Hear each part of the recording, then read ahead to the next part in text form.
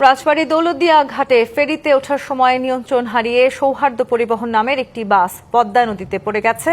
এতে অনেকের হতাহতের আশঙ্কা করা হচ্ছে। বিকেল ৫টার দিকে ৩ নম্বর পল্টনে এই ঘটনা ঘটে। বাসটিতে ৫০ জন যাত্রী ছিলেন, যাদের বেশিরভাগই ঈদের ছুটি শেষে কর্মস্থলে ফিরছিলেন। নদীতে পড়ে যাওয়ার পর অন্তত ১০ জন পাড়ে উঠতে সক্ষম হন। ডুবন্ত বাসটি থেকে এখনো পর্যন্ত জানা গেছে ১০ জন পাড়ে উঠতে পেরেছেন। অন্য যাত্রীদের এখনো সন্ধান মেলেনি। বাসটি যেখানে পড়েছে সেখানে গভীরতা বেশ। উদ্ধার অভিযান চালাচ্ছে ফায়ার সার্ভিস ও পুলিশ সদস্যরা। যোগ দিয়েছে উদ্ধারকারী জাহাজ হামজা। এছাড়া ঢাকা থেকে ফায়ার সার্ভিসের বিশেষ ডুবুরি দল উদ্ধার অভিযান চালাচ্ছে। বাসটি রাজবাড়ীর পাংশা থেকে ঢাকার দিকে আসছিল। আমার মেয়ে নাতি আছে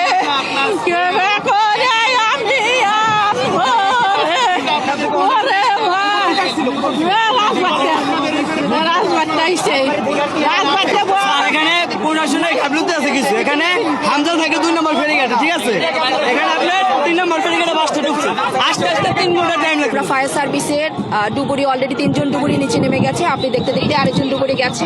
আমরা যেমনটি এখনো শুনেছি যে আমাদের সৌহার্দ্য একটি পরিবহনের বাস, যেটি পাংশা উপজেলা থেকে রওনা হয়েছিল এবং তারা ফেরিতে ওঠার সময় নদীতে পড়ে গিয়েছে। আমরা ফরিদপুর জেলা থেকে ডুবুরি দল আনাচ্ছি, তারা অল্প সময়ের মধ্যে আমাদের কাছে চলে আসবে। উদ্ধারকারী যে জাহাজ হামজা সেটি চলে আসছে। আমাদের কার্যক্রম চলবে।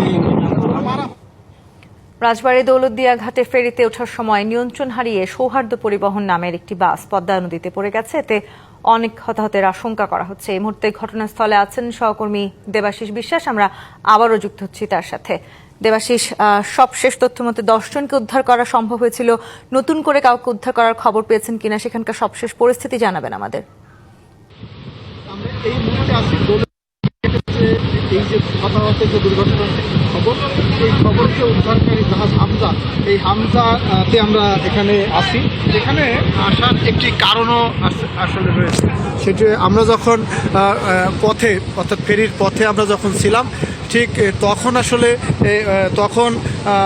এই যে উৎসুক জনতা, স্বজন, তারা তাদের প্রচণ্ড আসলে ক্ষোভ এবং এক প্রকার ইটপাটকেল সরে, ঠিক তখন আসলে আমরা এই হামজাতে আসতে বাধ্য হই। এখানে এই হামজাতে আসলে এই মুহূর্তে রয়েছে জেলা প্রশাসক, পুলিশ সুপার সহ ঊর্ধ্বতন কর্মকর্তারা।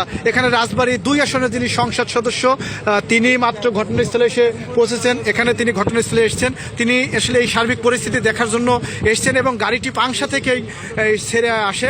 এবং আমরা সবশেষ